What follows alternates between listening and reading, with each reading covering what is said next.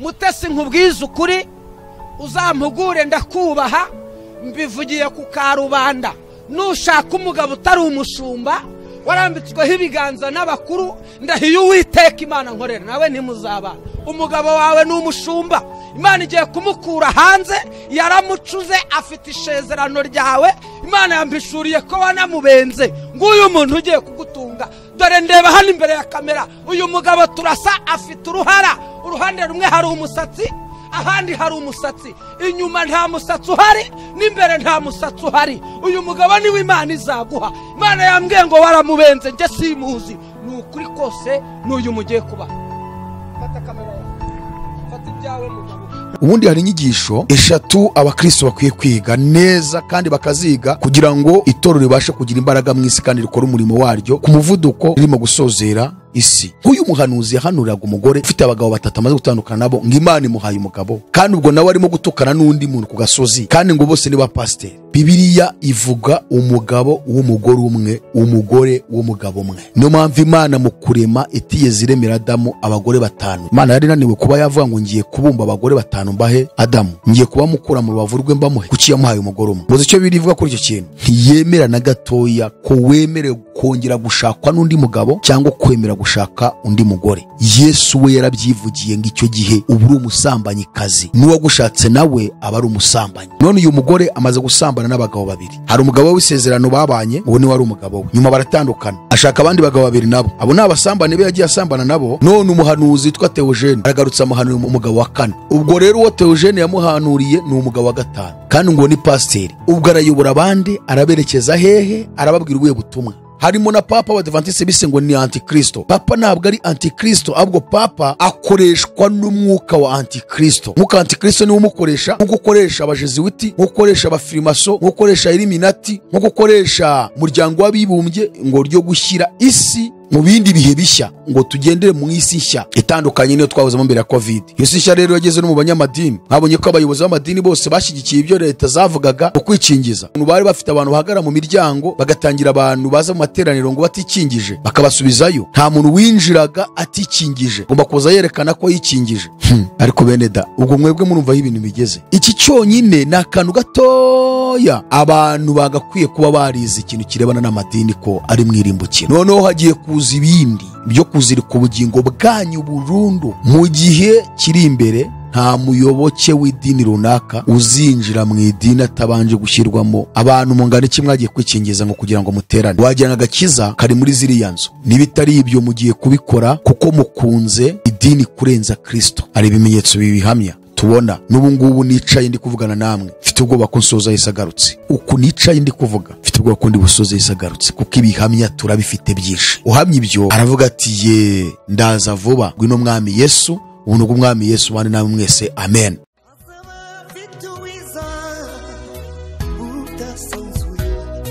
Azaba afite ingororano yo guhema buri wese, guhana n'imirimo yakoreye hano ku isi.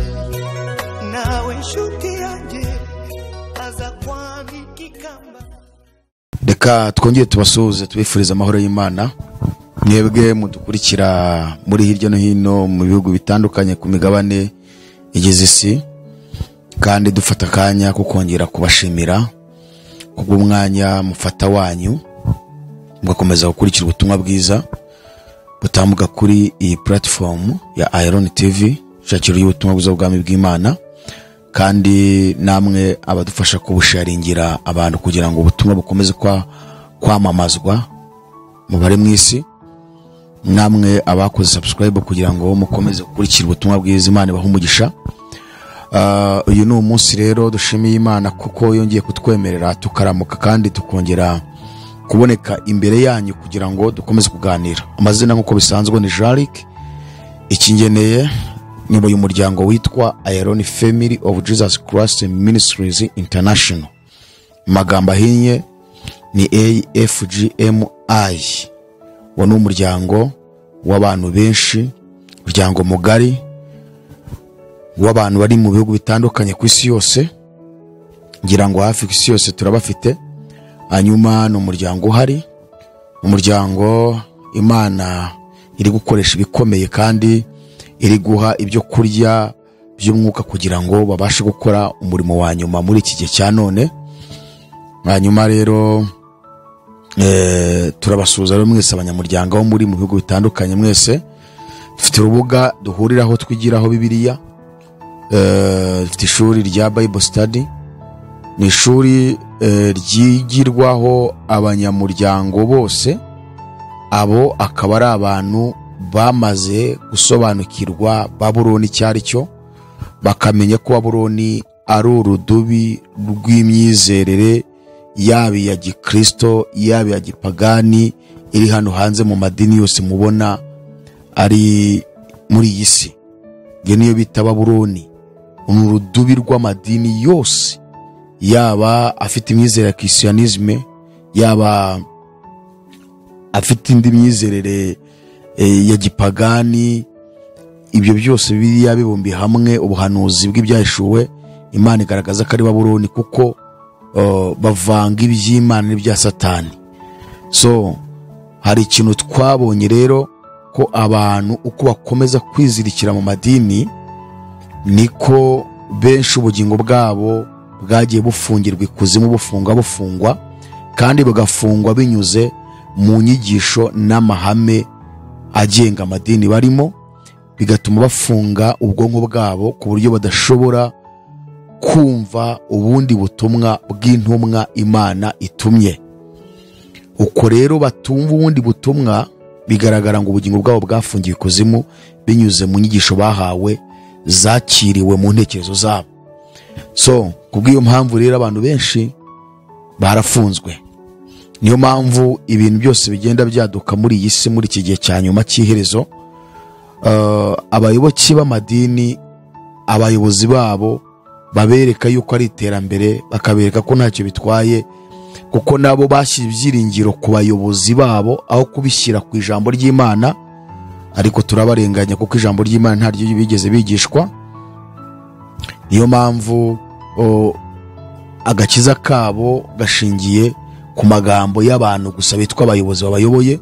Ubu turavuga amadini yose, yaba aya ngaya amaze kuba decentralisation ku rwego rw'isi no ku rwego rw'akarere, nka Anglikani, Adventiste, nka Katolike, nk'Ababatista,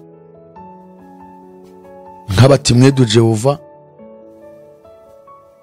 nk'Ababuranamu, nk'Abamorumo cyangwa se Abamorimori, n'andi madini yose amaze kuba decentralisation ku rwego rw'isi. Hakaza noneho n'amaze kuba decentralize ku rwego rw'uturere cyangwa rw'akarere. Ushobora kuba ari akarere kacu ka East Africa cyangwa se Afrika yose, ariko ayo madini yose ndetse n'aya ngaya y'ubudini bw'abantu ku biti byabo, ibyo byose abantu bamaze kuyobywa, kandi ubuyobozi bw'ayo madini bwose bwamaze kwinjira muri system political iyoboye isi. Kandi systeme politique iyoboye isi ku bantu koko bakijijwe, bamaze gusobanukirwa ibyanditswe byera, kandi basenga, kandi biyiriza ubusa, kandi bumva ijwi ry'Imana, kandi bafite ubwenge bw'Imana bavoma mu ijambo ry'Imana. Barabibona ko systeme politique iyoboye isi ubaka kanyari ya Satani, cyangwa se iri mu biganza bya Antikristo na Satani. Kuko twarabimenye ko systeme politique iyoboye isi cyane igaragarira mu bikorwa bya UN cyangwa mu bikorwa by'umuryango w'abibumbye. Umuryango w'abibumbye ni blueprint, ni igishushanyo cy'ubutegetsi bwa Antikristo. Kuko Antikristo arimo koroganiza isi ku buryo ayishyira ku murongo neza, akabona uko agiye kwiyobora, kuko yiteguye kwigaragaza. Iyo tuvuze Antikristo mu buryo kwigaragaza, ya myizere y'Abadventiste, bwa buyobe tubabwira buri mu madini, ntago abayoboke babo babyemera. Kuko Abadventiste bahamya kandi bemera ko Papa ari we Antikristo. Ariko icyo ni ikinyoma, Bibiliya ntibivuga.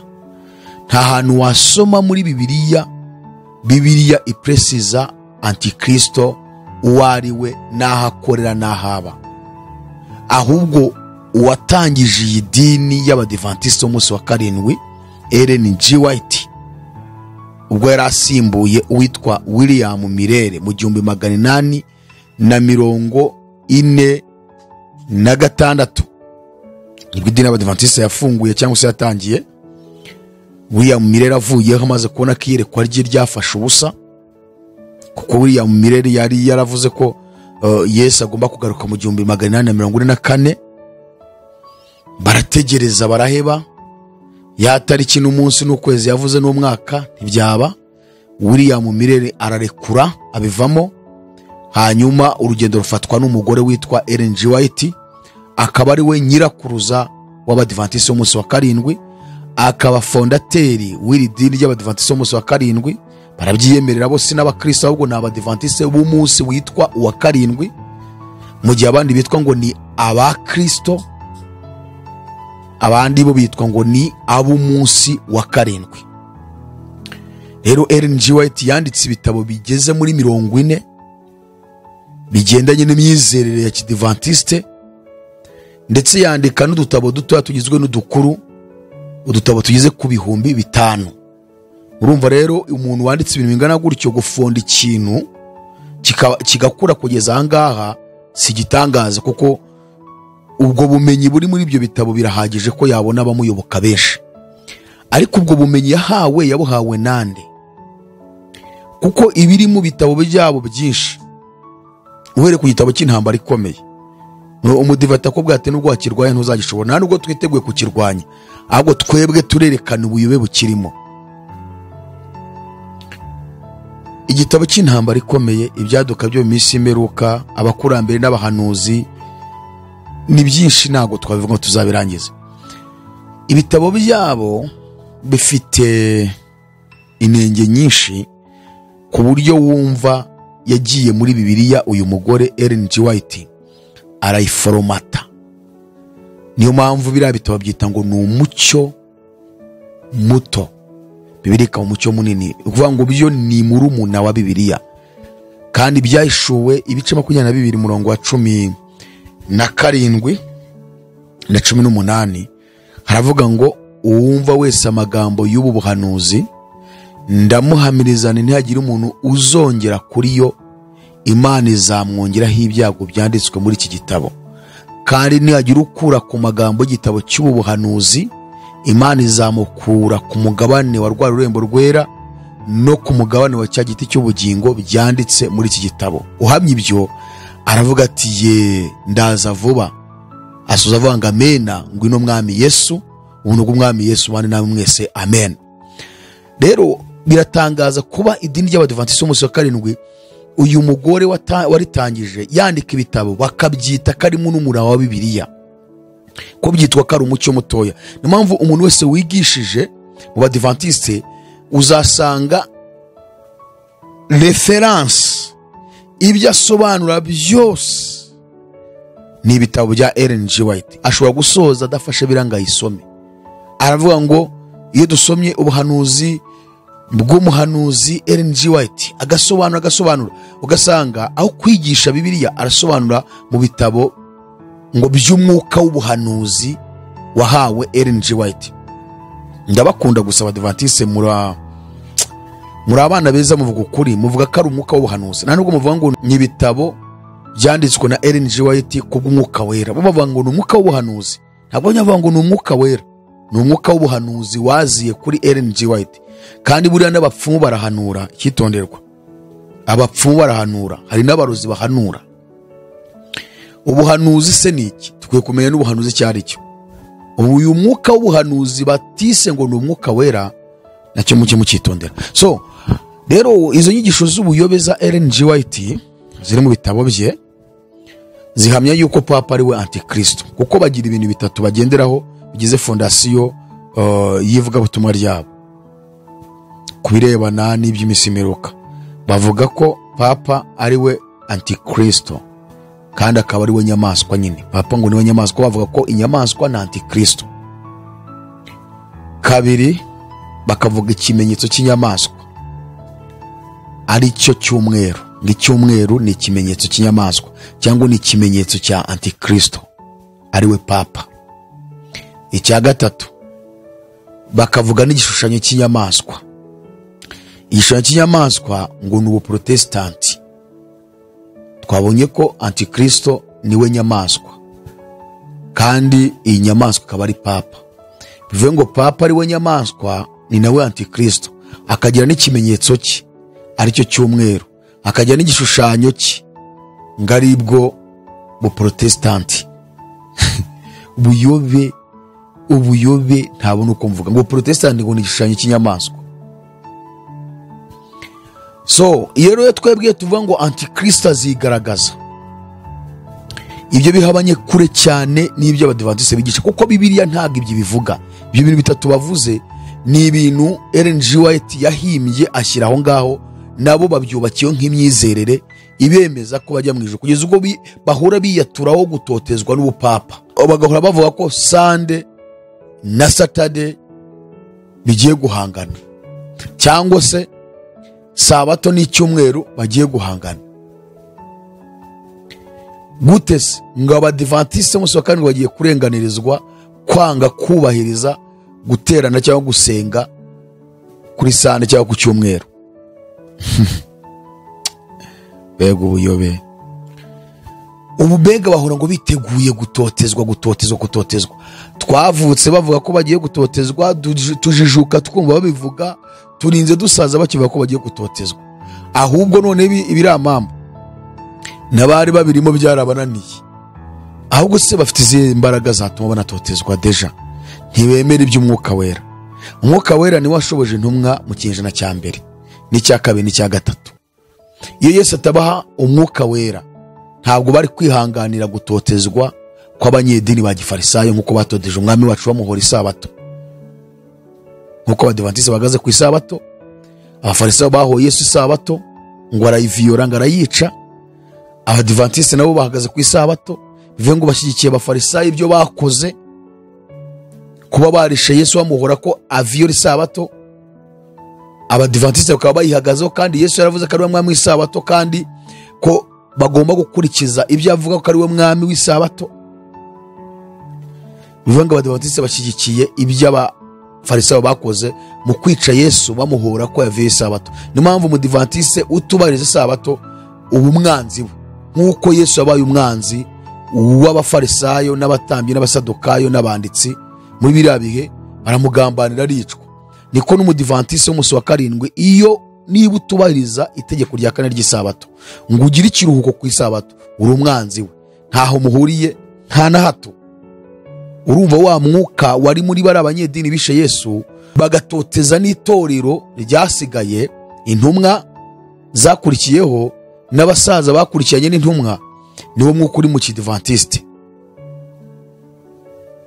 Mujye mufata ibintu mu bihuze neza mwumve. So Bibiliya rero igaragaza Antikristo wa nyawo uzaza n'aho azakomoka. Mu ishyanga rya Isirayeli bakavuga umuryango azakomokamo. Ibyo turabifite mu gitabo cyitwa Ukuri Nahishwe. Iki ni igitabo kirimo inyigisho za eschatology, igitabo cyiza cyane. Byonyine iri zina ngo Ukuri Nahishwe ni izina twahawe n'umwuka. Imana itubwira yuko ufite ukuri wahishwe, ushobora kuba waraguhishwe wowe ubigizemo uruhare kubwo kwanga kukumenya, cyangwa se bikagirwamo uruhare n'uvuga ngo nuguhagarariye mu birebana na religion, birebana n'iyobokamana, ngarimo aragufasha mu rugendo ryo mu ijuru, akaba yaraguhisha ukuri kuzuye, cyangwa se nakaba ari injiji ntabyo asobanukiwe. Utaramenya inyigisho ziri muri iki gitabo, kuko iki gitabo tuba turi gusobanura ibyahishuwe, turi gusobanura ibirebana no kugaruka kwa Yesu. Niyo mpamvu ari inyigisho za eschatology. Izi nyigisho ni inyigisho zirebana n'ibihe by'imisi imperuka, ibyaduka byose muri iki gihe turimo, ibyo tubona nk'iterambere kandi ari iteranyuma mu bugingo bw'abantu ndetse no ku mubiri, kuko akenshi tubyita iterambere kandi ahubwo bitugeraho bikananiza imibiri yacu. Murebe indwara ziriho muri iki gihe cya none kera tutari tuzi, nizo twari tuzi zitari zikomeye umunsi nizo zigezweho mu kwica abantu benshi. Urugero nka diabete, ntago mubona ko iri kwica abantu. Kera twagafata nk'akarwara koroshye, ubu nicyo cyorezo gikomeye. Kansa cyangwa se kanseri, izi ni indwara ubu ziri gutwara abantu benshi. Imivuduko y'amaraso, ibyo byose biraturuka mu cyo bita iterambere, yaba tekinoloji, yaba mu buhinzi, aya mafumbire mvaruganda, za NPK n'ibindi. Ibyo byose biratwica. Ibi bintu byose by'utuburano, ibyo turya mu nkoko, mu nkwavu, mu nka, mu ngurube, ibyo byose byabaye ibituburano, kandi ibyo bituburano ni ibyo birwara tuba turi kurya. Noneho tukabyita ngo ni iterambere, kandi ari iteranyuma, ahubwo turi kugenda ubuzima bwacu burangira. Mu gihe gitoya nta muntu uzongera kurenza imyaka 50. Uko iminsi igenda iza, abantu bagiye kujya bagera mu myaka 50-55 babaye abasaza, ntacyo bakimariye, kubera iterambere ryadukururiye kutwangiriza abasirikare b'umubiri. Ubuzima bwacu busigaye burangira vuba kubera iterambere ngo ryo kugira ngo tubashe kubaho neza. Ibyo byose rero turabisobanura mu gitabo cyitwa Ukuri n'Ahishwe, n'igitabo kizwe n'ingingo 12 zirebana n'iyo ngingo nkuru yitwa eschatology. Turi gusobanura igitabo cy'ibyahishuwe. Ingingo ya mbere twasobanura ibirebana no kugaruka kwa Yesu. Umukristo nyamukristo ujya mu ijuru, cyangwa usaba Kristo bose bitwa ko ari abakristo, bakwiye gusobanukirwa iyo ngingo neza. Ukwiye gusobanukirwa iyi ngingo neza, ukayimenya, ingingo irebana no kugaruka kwa Yesu, kugira ngo ibyiringiro byawe bibe bishyitse. Niko Pawulo yavuze mu rwandiko yandikiye Tito ibice 2:13, yaravuze ngo dutegereje ibyiringiro by'umugisha, ari byo kuzaboneka k'ubwiza bwa Yesu Kristo, ari we Mana yacu ikomeye n'umukiza. Ibyiringiro by'itorero ni ukuboneka k'ubwiza bwa Yesu Kristo. Ukwiye gusobanukirwa ingingo irebana no kugaruka kwa Yesu, ukayimenya neza, bitandukanye nka teoloji y'ibyo yigisha muri iki gihe cya none, kubivangira abantu. Uko ni ukuri wahishwa mu idini ubamo, kandi uvuga ngo wakijwe ngo uzajye mu ijuru. Kuba uzajya mu ijuru ukaba udasobanukiwe process y'ibyo byose, niyo mpamvu urukumbuzi rw'ijuru utarugira, niyo mpamvu urukundo rw'ijuru utarugira, niyo mpamvu urukundo rwo kumenya kugaruka kwa Yesu ntarwugira, kuko ntabwo bisobanukiwe. Kandi idini ubamo ntibabikwigisha, bakwigisha amafaranga, bakwigisha iterambere ry'isi, ibiryo, kwambara, gukira, kubaho neza mu isi. Ariko se mu isi koko tubaho neza? Ibyo watunga byose mu isi, ubugingo bwawe buzarimbuka 0.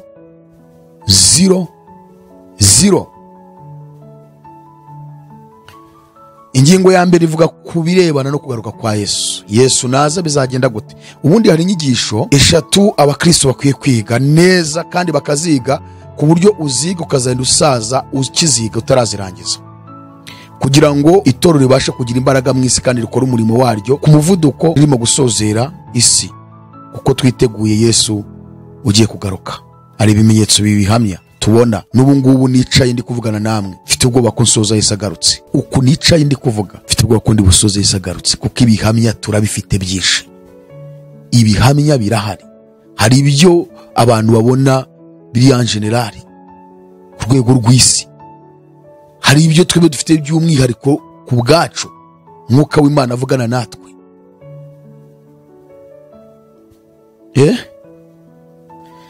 Rero inyigisho ya mbere ni inyigisho irebana n'ibimenyetso byo kugaruka kwa Yesu, cyangwa ibimenyetso by'ibihe by'iminsi y'imperuka.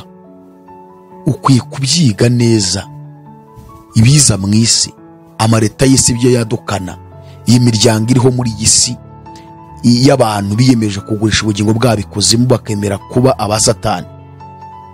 Gasobanukirwa iby'abajesuiti, igisirikare cya papa kiyemeje kurwanya ubukristo nyabukristo, ngo gisubize abantu mu bishushanyo byo muri Gatolika, haba Bikira Mariya, haba gusenga ishapule, haba abatagatifu abantu bapfuye, ndetse no muri za purgatori z'ibinyoma. Ugasobanukirwa abajesuiti cyari cyo. Ukwiye gusobanukirwa icyo bita Freemasons. Aba Freemason ukabasobanukirwa ni bande, ni bantu ki, imiryango yabo yose 36 ukayimenya, ibyo bakora kwe gusobanukirwa Illuminati, kuko abo bose ni abantu ariko bagusha ubugingo bwabo kwa Satani, kandi akaba ari bo Satani ari gukoresha mu gusohoza ibimenyetso byose bigaragaza kugaruka kwa Yesu ku muvuduko, kandi kuba ngo ibyo bakora, haba tekinoloji badukana mu isi, haba muri politike, haba muri education, haba mu entertainment, mu miziki, mu mikino, mu bintu bitandukanye, abo bose barakoreramo kandi bagakora berekana ngo ni iterambere ry'isi, ariko ku bana b'Imana bo barabibona ko bari gusohoza ibimenyetso byo kugaruka kwa Yesu, ko tubirebye tubona neza igishushanyo pica yo kugaruka kwa Yesu muri Bibiliya aribyo barimo barasohoza, ariko wowe wabibona ntubizi, bafata nk'ibintu bisanzwe. Twarabibonyesha ubundi muri iki kintu bateguye cya coronavirus COVID-19. Iyi ni virus bateguye, kandi babitegura kuko gushaka kugira ngo batwinjize mu isi itandukanye niyo twari turimo, ubu twayinjiyemo. Niyo mpamvu ubuzima bw'abantu bakubukina nk'abakina umupira, ukabimenya imikoro Antikristo akoresha imiryango mu cyo bita systeme religio, mu buryo bw'iyobokamana buzuyemo. Illuminati irimo mu iyobokamana, abajesuiti barimo, Freemason ubundi nibo ba Illuminati bicayemo. Niyo mpamvu ubona bubatse ikintu cyo kuhuza amadini yose ngo babumbere hamwe, bakora ikintu cyitwa ngo kubumbira hamwe no kubungabunga amahoro mu isi, kuba ari kugira ngo bakomeze Antikristo yubaka ibintu bye ku murongo. Ibi byose mubona byo kubumbira abantu hamwe, kubaka imidugudu, kubumbira abantu muri za sendika z'abakozi, mu mashyirahamwe atandukanye, abantu bose bagenda bibumbira hamwe, imiturire iri ku murongo mu buryo bw'imidugudu, ibirebana n'ubuhinzi, bahinge ibintu bahawe amategeko y'ibyo bagomba guhinga. Ibi byose ni systeme ya Antikristo kugira ngo abanze abantu bose bashyire ku murongo neza, ejo nagaragara azabona uko abayobora neza. Ariko mbere yuko agaragara agomba kubanza agakoresha abo bose, harimo na Papa w'Abadventiste bise ngo ni Antikristo. Papa ntabwo ari Antikristo, ahubwo Papa akoreshwa n'umwuka wa Antikristo. Umwuka wa Antikristo niwo umukoresha, nko gukoresha abajesuiti, nko gukoresha abafrimaso, nko gukoresha Illuminati, nko gukoresha umuryango w'abibumbye, nko gukoresha indi miryango ikomeye hano mu isi. Ibyo byose rero utabimenye, ndakubwiza ukuri, ntabwo wazigera ukizwa, ntabwo wazigera ukunda kwezwa, agakiza ukabamo nk'uwenjoyinga gusa, kumva ni byiza. Niyo mpamvu umuntu niyo yakubwiza ukuri kungana icyahubwo umubona nk'uwasaze, ukamubona nk'umuyobe. Umuntu wamenye ibyo niwe utega amatwi abantu bose akamva ibyo barimo baravuga, agashaka kumva ibyo bavuga ni ibiki. So rero ibyo byose bikuwe mu cyo bita ibimenyetso by'ibihe by'iminsi imperuka. Iyo ni inyigisho ukwiye kwiga ukamenya. Inyigisho ya kabiri ni inyigisho irebana no kugaruka k'umwami wacu Yesu Kristo, ukamenya ibyiringiro byawe aho bihagaze, uko niba koko Yesu azaza bizagenda gute, nagaruka azaza ate, bizagenda gute. Ibyo byose biri mu gitabo cyitwa Ukuri Nahishwe. Yesu nagaruka azatunguka hehe, agarutse mu bwiza bwe, isi zamerite, abanyabyaha bazamera bate, abanyetoro bazaba bameze bate, ese nyuma y'uko itora ricyuye bizagenda gute, byose ukabimenya. Kuko amadini menshi nubwo bijisha barabizi ko Yesu ari we mwami w'ijuru n'isi kandi azagaruka, na Islamu Qur'ani irabyemeza ko Yesu ari uzagaruka, barabyemeza. Qur'ani irabivuga ko ari we wenyine uzagaruka. Bakwijijisha barabizi, ahubwo ni za nyungu zabo bwite bashobora kuba bizirikira mu idini ya Islamu, kuko hari inyungu barimo kubonamo. Kabiri, hakaba harimo n'umwuka wa Antikristo cyangwa se wa Satani wo gufata ibitekerezo byabo ku buryo banga kurekura ngo bazarimbuke, ko nta wundi Yesu azatwara keretse uwamwizeye. Ukwiye gusobanukirwa rero kugaruka kwa Yesu ni iki, bimeze bite. hanyuma inyigisho ya gatatu ni ukwiga neza igitabo cy'ibyahishuriwe Yohana ndetse n'igitabo cy'umuhanuzi Daniel, ukabyiga witonze udashingiye mu marangamutima yawe, utanagendeye ku marangamutima y'abanditsi ibitabo bagashinga amadini yabo. Nk'Abadivantisite bakunda kwiyemera ngo nibo bigisha ngo ibitabo by'umwuka w'ubuhanuzi, ngo bigisha igitabo cy'ibyahishuriwe na Daniel, ariko babyigisha bashingiye ku myizerere y'ubuyobe y'uwitwa Ellen G. White. Nta muntu ushobora kuvuga ngo mfite ishurirwa ryanjye nicaye muri Bibiliya nsoma igitabo cy'ibyahishuriwe na Daniel, nta bindi bitabo nasomye kandi ndarambya, Uwiteka araza aramishura neza igitabo cy'ibyahishuriwe ndakimenya, adasomye yifashishije ibitabo by'umwuka w'ubuhanuzi bwa Ellen G. White. Ngasoma ibyaduka byo mu minsi y'imperuka, ndakurahiye ntabwo Bibiliya ntiyamenye iyo biva niyo bijya mu gitabo cya Daniel n'ibyahishuwe. Iryo ngo nishurirwa rya Ellen G. White ni wahishuriwe Daniel n'ibyahishuwe arabisobanura, hanyuma yandika igitabo cyitwa ibyaduka by'iminsi y'imperuka.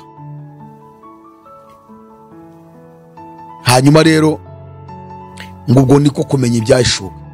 Rero inyigisho y'igitabo cy'ibyahishuwe ugomba kuyimenya, ukiga igitabo cy'ibyahishuwe, ukiga Daniel kugira ngo umenye ibihe urimo, umenye isi uko iyobowe, umenye aho turimo turagana, umenye amadini ariho muri iki gihe, umenye iyobokamana ririho ripfuye, umenye gusubira inyuma kw'itorero, umenye uburyo abari mu isi bagomba kuba akazuyazi kandi bitwa ngo barakijijwe, agakiza kari fotokopi y'agakiza original, ariko akaba ari abandi bake cyane basigaye bafite agakiza ka nyako. Ibyo byose rero twarabisobanuye mu gitabo cyitwa Ukuri n'Ahishwe. Igitabo cyitwa Ukuri n'Ahishwe rero kigizwe n'ingingo 12, aho twasobanuye ingingo ya mbere kugaruka kwa Yesu, ingingo ya kabiri dusobanura Antikristo wari we, inkomoko ye, dusobanura ibihe bitatu Antikristo yakozemo cyangwa azakoramo cyangwa ari gukoramo. Ko twasobanura igihe cya mbere uko yakoze kuva muri 1933 kugeza mu 1945, ubwo hatorwaga itegeko rishya riyoboye isi nyuma y'intambara ya kabiri isi yose. Amerika akaba ariyo yari irimo kuriyobora muri iki gihe cya none, ariko murabizi ko barashaka gutora irindi tegeko nyuma ya COVID-19 ngo ryo gushyira isi mu bindi bihe bishya. Bandi magambo ngo nukugira ngo tugendere mu isi nshya itandukanye niyo twahozemo mbere ya COVID. Isi nshya rero yageze no mu banyamadini, habonye ko abayobozi b'amadini bose bashyigikiye ibyo leta zavugaga ukwikingiza. Bari bafite abantu bahagara mu miryango bagatangira abantu baza mu materaniro ngo batikingije bakabasubizayo. Nta muntu winjiraga atikingije, ngomba kuza yerekana ko yikingije. Ariko bene da, ubwo mwebwe murumva aho ibintu bigeze. Iki cyonyine ni akantu gatoya abantu bagakwiye kuba barize ikintu kirebana n'amadini ko ari mwirimbukiro. Noneho hagiye kuza ibindi byo kuzirika ubugingo bwanyu burundu. Mu gihe kiri imbere nta muyoboke w'idini runaka uzinjira mu idini atabanje gushyirwamo microchip. Nkuko mwabonye muri ariya lockdown muri corona virus, muri COVID-19 uko byagenze, ko hashyizweho gahunda ko abantu bagomba kwinjira muri ziriya sale bisi insengero guterana n'abandi atikingije ntiyabaga byemerewe keretse abikingije. Ni nako mu minsi mike agiye gushyirwaho itegeko ko umuntu agomba kwinjira mu materaniro yamaze kwishyirisha mu microchip. None urebe urupfu rwanyu ko ubugingo bwanyu bwaziritswe. Rero abantu mungana iki mwagiye kwikingiza ngo kugira ngo muterane, wajyana agakiza kari muri ziriya nzu. Nibitari ibyo mugiye kubikora kuko mukunze idini kurenza Kristo, mukunze kujya muri iriya nzu y'amatafari abanyamadini bise ngo n'urusengero kurenza uko mwasengera mu mazu yanyu, mukiga ibyanditswe byera, mukiga ijambo ry'Imana, mugakizwa, mukajya mu ijuru. Ni mpamvu ibyo bazabwira byose muzabyemera, kuko abayobozi b'amadini ku rwego rw'isi bamaze kwibumbira hamwe, bahuza amadini y'igipagani ya Gikristo, byose bari kumwe, hanyuma bihuza n'inzego za politike z'isi. Amanama yose akorwa mu butegetsi, abayobozi b'amadini baba batumiwe menshi, bagahabwa conditions z'ibyo bageza mu bakristo ngo bababwire babishyire mu bikorwa. Kandi twatangiye tubabwira yuko ubutegetsi bwose, politike z'isi zamaze kujya munsi y'ibirenge bya Antikristo, cyangwa se bamaze gufata ubutware bwabo bwose bushyira mu biganza bya Antikristo. Kandi Antikristo nawe hari umushyigikiye witwa Satani. Niyo mpamvu amabwiriza avuye mu muryango wa Freemason, mu muryango w'abajesuiti, mu muryango wa Illuminati, ayo mabwiriza barayafata bakayaha umuryango w'abibumbye kuko ari wo gishushanyo cy'ubutegetsi bumwe bwa antikristo bugiye kuyobora mu gihe kiri imbere. Noneho umuryango w'abibumbye kuko nawo wibumbiyemo hafi ibihugu byose byo ku isi, bagakora inama bakababwira amategeko n'amabwiriza bajyana mu bihugu byabo, babibwira abakuru b'ibihugu, hanyuma bakajyana ibyo babwiwe bigasansibirizwa muri za guverinoma, bikamanuka bikagera ku muturage wo hasi, bikagira no mu myizerere y'amadini, kuko abayobozi b'amadini ntabwo bagifite guhamiriza abayobozi b'isi ngo bababwire bati ibi bintu mutuzanira nta hantu bihure n'ijambo ry'Imana, ntidushobora kubyemera, ahubwo nimureke tubasobanurire icyatuma tubaho dufitanye ubumwe n'Imana kandi dukijijwe kandi namwe Imana ibemera. Kuko ubutegetsi bwose twemeza ko Bibiliya ivuga ko bushyirwaho n'Imana, kuko nta butegetsi bujyaho Imana itabyemeye.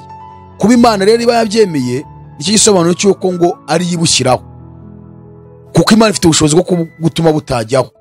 Ariko Imana ishobora no kwemera ko bujyaho, ariko buje guteza amakuba mu bantu kugira ngo irebe ko yakwiboneramo umugeni. Kuko abantu iyo bahuye n'intambara n'amakuba nibwo bahindukirira Imana, nayo iyo babona nta makuba ahari iby'Imana bifata micunda na minaga.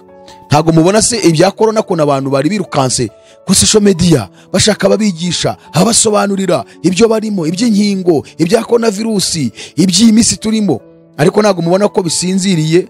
OMS itangaje ko coronavirus irangiye, ibihugu bisa nkaho bicururuka, abantu barongeye bagiye mu mudamararo, bisubiriye mu madini yabo, baririrwa babyina, baririrwa bigishwa inyigisho za prosperity, nta gakiza karimo, ni ibintu byo kwenjoyinga, ntago ubutumwa bagishaka kubwumva.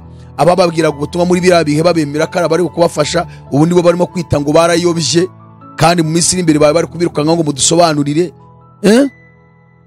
Akenshi rero abantu bashaka Imana ari uko habayeho amakuba. So iki gitabo rero cyitwa Ukuri Nahishwe twasobanuye ibihe bitatu Antikristo agomba gukoramo, icyo yakozemo kuva muri 1933 kugeza mu 1945, ndetse n'igihe cya kabiri yatangiye gukoramo kuva icyo gihe kugeza uyu munsi, kugeza Yesu agarutse. Akaba ari nacyo gihe kibi cyane cyo kurimbuza abantu benshi, kuko Bibiliya itubwira ko ari gukora mu buryo bw'amayoberane. Ntabwo wabimenya kuko arakorera mu banyamadini, kandi abanyamadini bitwaje Bibiliya.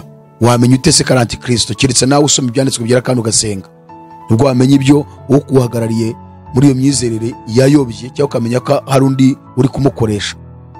Urumva ubwo buryo bw'amayoberane? Nyinshi zica mu madini, mu miyoborere ya politike z'isi, muri tekinoloji, mu myidagaduro, mu burezi, mu iterambere ry'ibihugu, mu birebana n'imiturire n'ibindi. Aharakora mu buryo bw'amayoberane, mu myuka y'ubuhanuzi y'abahanuzi ari hanze aha ngaha. Abantu barita ngo barakijwe bakirirwa batukana basebanya. Ari gukora mu buryo bw'amayoberane, biragusaba kwicara ukaba maso ugasoma. Icyo gihe rero twari gisobanuye mu gitabo cyitwa Ukuri Nahishwe, igihe cya gatatu azakoramo n'igitoreza abarivuye mu isi. Iyo ni ingingo ya kabiri. Ingingo ya gatatu twasobanuye muri kitabo Ukuri Nahishwe ibirebana no kuzamurwa kw'itorero rijya gupimirwa imirimo. Twasobanuye gupimirwa imirimo kw'itorero. Ninde uzapima imirimo? Azapimisha iki? Bibiliya ivuga yuko uzapima imirimo ari Yesu, kandi ngo imirimo ikazapimwa ipimishijwe umuriro.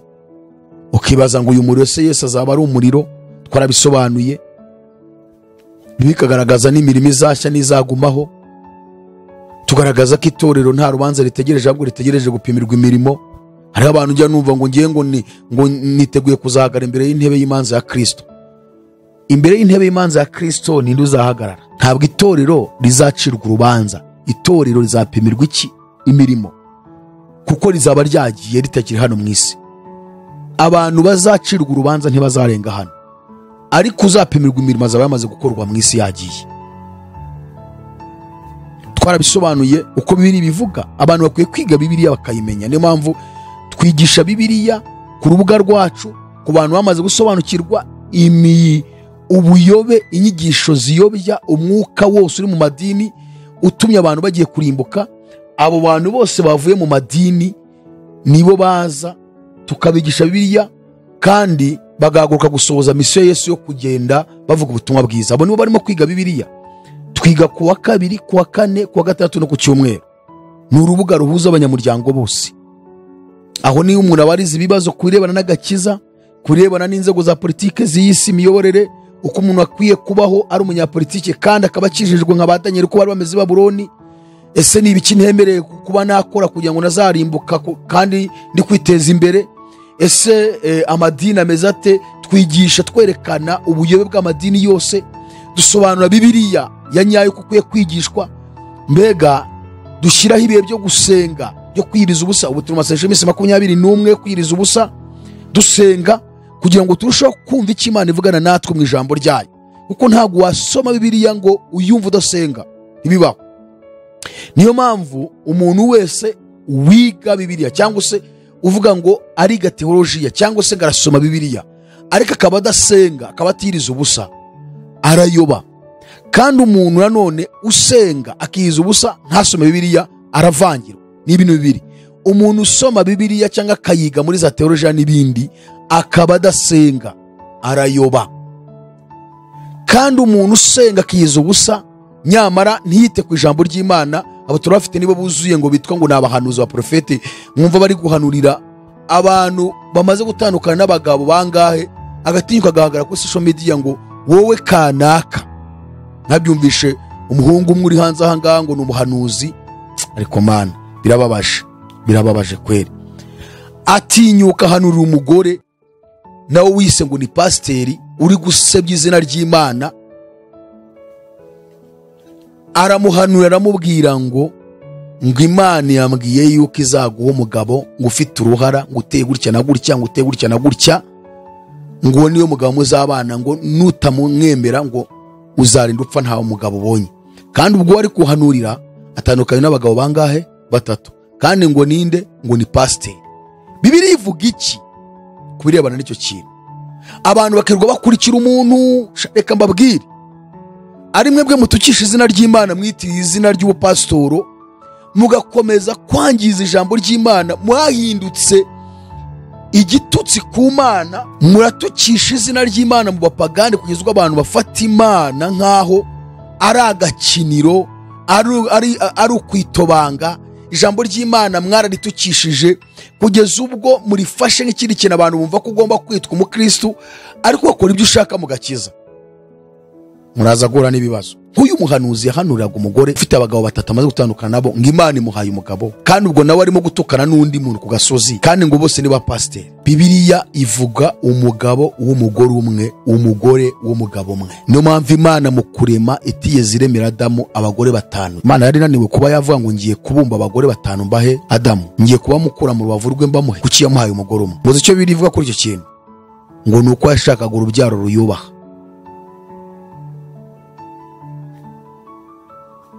Bibiliya ntiyemera ko umugore cyangwa umugabo atandukana n'umugabo we cyangwa n'umugore we ngo ashake undi.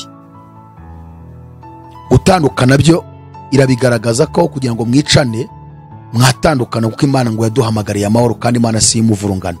Ariko ishyiraho akadomo, ntiyemera na gatoya ko wemere kongera gushakwa n'undi mugabo cyangwa kwemera gushaka undi mugore. Yesu we yarabyivugiye ngo icyo gihe uba uri umusambanyikazi, n'uwagushatse nawe aba ari umusambanyi. None uyu mugore amaze gusambana n'abagabo 2. Hari umugabo w'isezerano babanye, uwo ni wari umugabo we, nyuma baratandukana, ashaka abandi bagabo 2 nabo. Abo ni abasambane be yagiye asambana nabo. None umuhanuzi witwa Theogene aragarutse amuhanura umugabo wa 4, kandi ubwo ngo hari undi mugabo wa 4 bakundana guherutse gupfa, sishaka umuvuga we yarigendeye. Ubwo rero uwo Theogene yamuhanuriye ni umugabo wa 5, kandi ngo ni pasiteri. Ubwo arayobora abandi, araberekeza hehe, arababwira ubuye butumwa. Bibiliya ivuga ko niba utabashije gutegeka mu rugo rwawe, udashobora no kuyobora itorero ry'Imana. None ubwo uwo muntu ubu pasiteri ninde yabumuhaye? Akundi babukura hehe? Ibyo byose ni imikore ya antikristo yo gukomeza kunaniza abantu kugeza ubwo abantu bafata ibintu by'Imana ko bishoboka ko wabaho witwa umukristo, ariko imbaraga z'ubukristo cyangwa imbaraga zigaragaza ubukristo ntazo zitagaragara kuri wowe, ni ikibazo.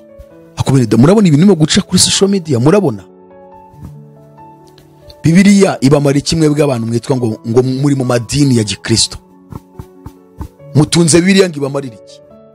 Niba mudashobora gusoma Bibiliya ngo mumenye ibintu birimo gutambuka, murebe ko abantu bari imbere yanyu babishushanyaho nta gakiza bafite, ahubwo barimo kubabera abaroromodo bo kubajyana kurimbuka, kugeza ubwo mushyigikiye abapagani bari inyuma y'abapagani batari bizera Yesu Kristo, mukemera ko ibyo barimo ari byo,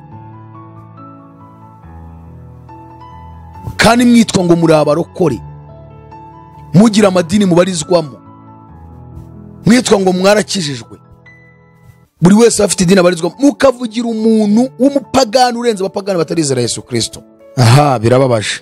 Ni ukuvuga ngo rero ku rubuga rwacu tuba turi gusobanura abantu agakiza icyari cyo, ngo abantu babe bakijijwe. Iyo ushaka kutujoyininga ugomba kuba nta dini ukibarizwamo, uri mu idini rwose wikwirirwa uza kujoyininga, kuko urarushywa n'ubusa ejo tuba tukukuraho.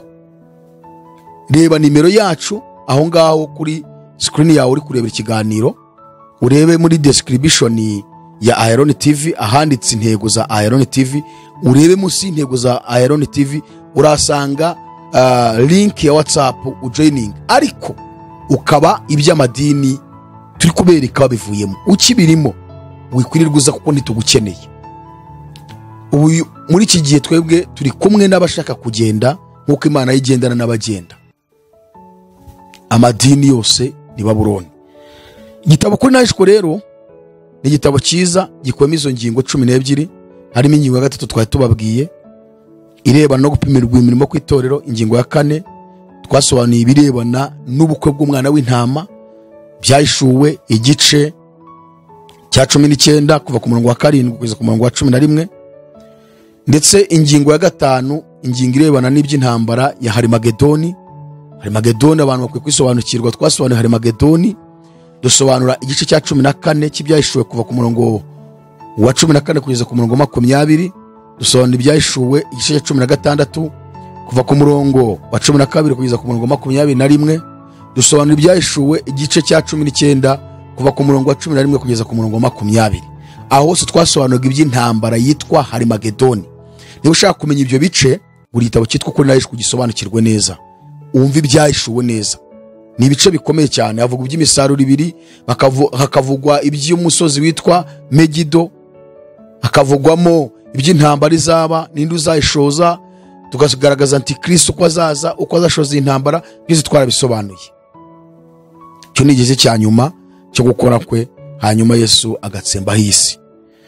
Ingingo 6 twasobanuye iby'ingoma y'imyaka 1000, ari byo abayehova bakunda kwigisha bakayobya abantu. Sobanura imyaka 1000, torero rizima na Kristo muri iyi si, isi yahindutse paradizo, dusobanura abazaba bayirimo izaba iyobowe ite, twarabisobanura mu gitabo ko nahishwe.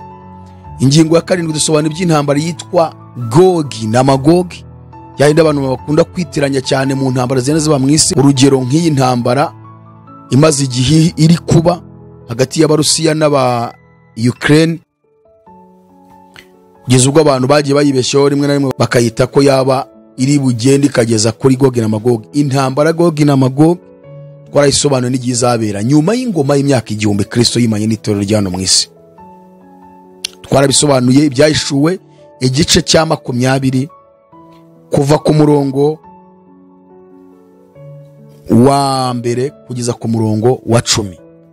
Aho twarabisobanuye Yesu yimana n'itorero ry'imyaka 1000, nyuma y'ingoma y'imyaka 1000 ku murongo wa 7 habaho intambara Satani abohowe. Muri iyo ngoma y'imyaka 1000 ko Satani azababoshywe, imyaka 1000 irangiye uburyo Satani azabohorwa, ubundi akajya kwebya amahanga y'umufuruka nyeze Gogi na Magogi kugira ngo akoranyirize intambara, kugeza ubwo birivuga ngo umubare wabo uzabara nk'umusenyi wo ku nyanja. Biravuga ngo bazazamuka bakuri isi yose, bagota amahema y'ingabo zabera no mu gukundwa, ngo umuriro uzamanuka kuva mu ijuru batwike. Ibyo turabisobanura by'intambara ya Gogi na Magogi, twari igitabo cyitwa ko nahishwe usobanukirwe. Ingingo ya 8 dusobanura ukuntu Yohana yabonye Yesu afata itorero noneho arizamura mu ijuru agiye kurimurikira Imana Data wa twese, ndetse n'ibizima n'abakuru n'abamarayika, n'uburyo itorero ryahawe ikaze cyangwa rizahabwa ikaze mu ijuru Yesu ariri imbere arigaragiye, hanyuma rero akarimurika imbere y'Imana. Aho tugata dusenya inyigisho rero z'abayehova zivuga ko mu ijuru hazajyayo 144,000 by'abisirayeli bakiranutse bazarokoka, aribo bisirayeli ngo bo mu mwuka, ngo nibo bazimana n'ingoma ya Kristo, ngo ari 144,000. Twarabisenye ko twagaragaje ibyahishuje cya 7 Yohana yerekwa baho Yesu ageze mu ijuru, bo mu moko yose, imiryango yose, indimi zose n'amahanga yose, kuva ku murongo wa 9 kugeza ku murongo wa 18 w'icyo gice cya 7. Dusobanura ibyahishuje cya 20 kuva ku murongo wa 11. Yohana abona itorero rigiye, aho hose atugaragariza kuntu Yohana abonye abera bageze mu ijuru. Ndetse n'ibyahishuwe igice cya 15 kuva ku murongo wa 1 kugeza ku murongo wa 5, aho Yohana yabonye duhagaze ku nyanja y'ibirahure turirimba indirimbo ya Mose n'indirimbo y'umwana w'intama w'Imana. Ingingo ya 9 dusobanura iby'urubanza n'umuzuko wa kabiri ku w'abanyabyaha bose bazazuka bagiye gucirwa urubanza, kandi urwo rubanza ukazaba barimo gukatira abantu kurimbuka by'iteka ryose. Hanyuma dusobanurira ni bandi bazaba bari muri urwo rukiko bazaba bari guca urubanza, ni Yesu n'itorero mu ijuru. Ingingo ya 10 dusobanura ukuntu nyuma y'urubanza Yesu azafata itorero akaryinjiza muri rwa rurembo rwera Yerusalemu nshya yagiye kudutegurira, nk'uko yabivuze ngo ngiye kubategurira aho muzaba. Urwo rurembo rero ni twebwe ngo Yesu azarwinjizamo. N'abamarayika ngo bahora bafite amatsiko yo kurureba ngo barunguruke, ariko ngo bazarwinjiramo n'itorero rigezeyo. Dusobanura ururembo Yerusalemu nshya, amazina yarwo, uko abahanuzi bagiye baruhishurirwa, turayerekana. Dufite amazina ageze mu 8 bitewe n'abahanuzi ko bagiye barwerekwa bakabivuga, kandi Imana ishaka kugira ngo igire message itanga ku bantu. Ingingo ya 11 dusobanura igitaramo gikomeye cy'akataraboneka kizabera mu bwami bwo mu ijuru muri urwo rurembo. Igitaramo gikomeye cyane kizaba kirimo korari enye: korari y'abamarayika, korari y'abanyamahanga, korari y'Abisiraheli, ndetse na korari igizwe na Data twese n'umwana wa Yesu Kristo. Hanyuma rero tukavugana zimwe mu ndirimbo bazaririmba ku igitabo cy'ibyahishuwe cyabigaragaza. Dusobanura igice cya 14 cy'ibyahishuwe ndetse n'icya 15 kuva ku murongo wa 1. Nyuma yaho dusobanura ingingo ya 12 itwinjiza mu byahishuwe igice cya 21 kugeza igice cya 22. Twerekana none wari uburyo Yohana abonye uwo murwa Yerusalemu nyuma y'igitaramo umanuka uje mu isi nshya n'ijuru rishya Imana izaba yaremye, kuko uriya murwa Yerusalemu nshya ugomba kuzaza mu isi nshya, ntabwo ari iyi ngiyi ngizaba yakuweho. Ndetse ngo n'ijuru rishya, ijuru bavuga ntabwo ari ijuru Imana ituyemo, ni isanzure. Igitabo cy'itangira igice cya 1 yatwereka ko Imana ifata isanzure ikaryita ijuru.